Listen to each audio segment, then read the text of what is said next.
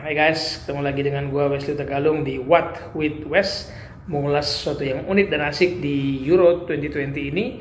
Pastilah pingin menyoroti bagaimana Inggris menjamu Jerman di babak 16 besar di Stadion Wembley. Memori kita mundur tuh ke 1996 ketika Inggris harus terhenti di semifinal kalah adu penalti dari Jerman yang akan mereka hadapi besok hari Selasa ya, pukul 11 malam. Jadi Selasa tanggal 29 Juni pukul 23 kita akan menunggu apakah Gareth Southgate, pelatih Inggris sekarang bisa memperbaiki kegagalan dia ketika menjadi eksekutor penalti di semifinal Euro 1996 menghadapi Jerman. Bola yang disepak oleh Southgate berhasil dibendung oleh Andreas Kopke ketika itu, dan Andy Muller penembak ke-6 Jerman berhasil menyelesaikan pertandingan ketika 5 penembak sebelumnya dari Jerman dari Inggris sama-sama berhasil melakukan tugasnya. Nah, apakah strategi yang dimainkan oleh Gareth Southgate bisa membuat pertandingan selesai dalam 90 menit atau paling tidak extra time tanpa harus ada penalti? Saya melihat kuncinya juga ada di duet Declan Rice dan Calvin Phillips dalam menghentikan bola serangan yang dialirkan oleh Ilkay Gundogan, Toni Kroos atau Kimmich dan Gosens gitu ya. Jadi semua ini saya melihat tergantung pilihan formasi dari Gareth Southgate. Kalau duet gelandang masih dipercaya dan mereka bisa melakukan tugasnya, mungkin tidak harus adu penalti. Karena adu penalti itu menjadi momok bagi Inggris di Euro. Sudah 4 kali mereka harus melalui drama adu penalti.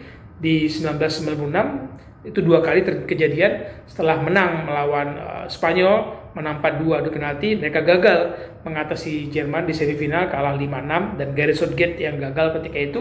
Lalu 2004 Euro mereka harus bertemu Portugal dalam adu penalti. Ingat, David Beckham gagal melakukan tugasnya, dan 2012 gagal lagi dalam adu penalti melawan Italia, mereka kalah 2-4.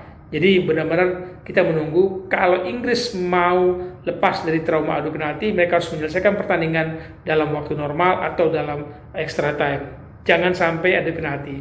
Karena kalau ada penalti, jagoan utama Inggris adalah Harry Kane yang memang terbukti sukses dalam melakukan eksekusi penalti. Di 2018 Piala Dunia, 6 gol dia cetak, 3-nya dari adu penalti. Dan di fase kualifikasi Euro pun penalti-penalti diserahkan kepada Harry Kane. Hanya Harry Kane di Euro 2020 ini seperti tidak kembali menemukan format terbaiknya, level permainan terbaiknya.